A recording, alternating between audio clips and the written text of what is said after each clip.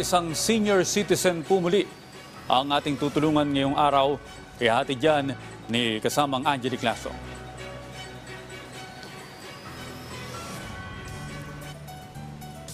At isang senior citizen nga po ang ating tutulungan muli sa araw na ito sa Malasakit at Work.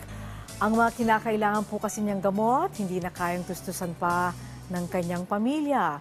Ang kanyang kwento, ating panoorin.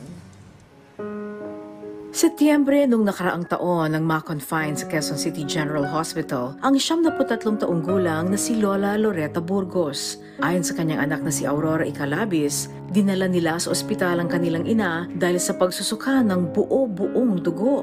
Na-confine po siya nung September last year po dahil sa pagsuka ng dugo. And then kung saan-saang ospital namin siya dinala, hindi siya tinatanggap. Ang pinakalas namin is yung Quezon City General. Thanks God, tinanggap po siya doon, na-confine siya doon for almost 1 month. Ayon sa doktor na sumuri kay Lola Loretta, nagpositibo siya sa COVID-19. Bukod pa dito, naapektuhan rin umano ang kanyang baga na dahilan ng kanyang pagsusuka ng dugo. Agad namang naagapan ang kalagayan ni Lola Loretta. Bago makalabas sa ospital, binilinan siya ng doktor na kailangan niyang ipagpatuloy ang pag-inom ng gamot sa kanilang bahay. Pero ang kalbaryo ni Lola Loretta, hindi pa pala doon natatapos. COVID daw po ang sakit ni Mama. Then, after nung niyang makalabas ng ospital, nadulas naman siya sa lugar ng kapatid ko. Tapos dito naman po sa bahay, nadulas din siya sa hagdanan.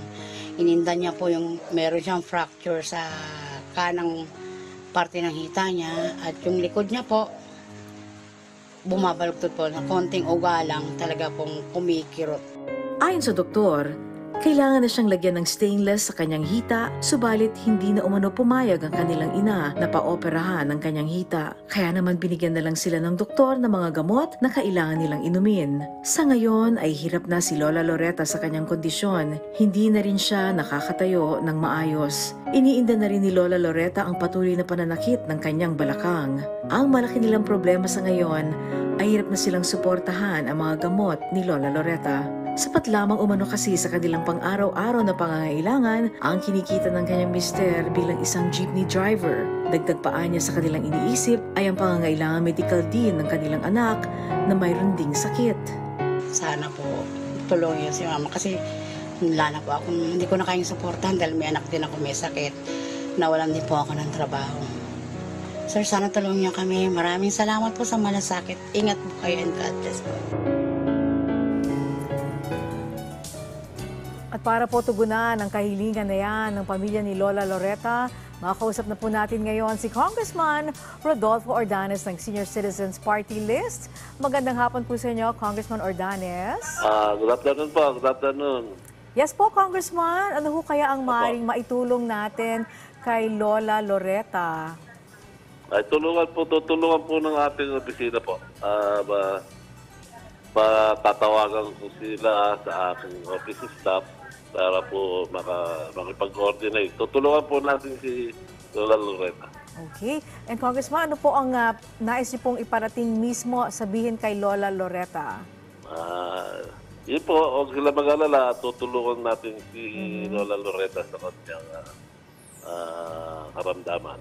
Opo. And Congressman, ano po ba ang mga programa rin ng inyong party list, Senior Citizens Party List para sa ating po mga senior citizen? Kasama po rin sa ating programa yung tumulong tayo sa mga senior citizens na meron sakit.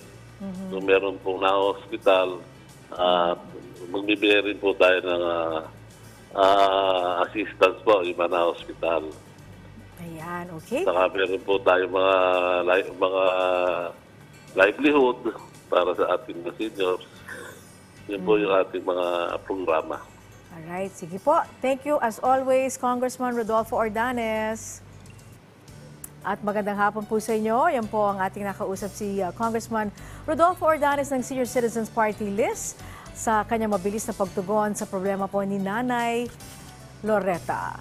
At sa mga nais pong dumulog sa ating programa, maaari po kayong magpadala ng mensahe sa ating official Facebook page na PTV Malasakit at Work. Maaari kayong mag-message sa ptvmalasakit@work@gmail.com.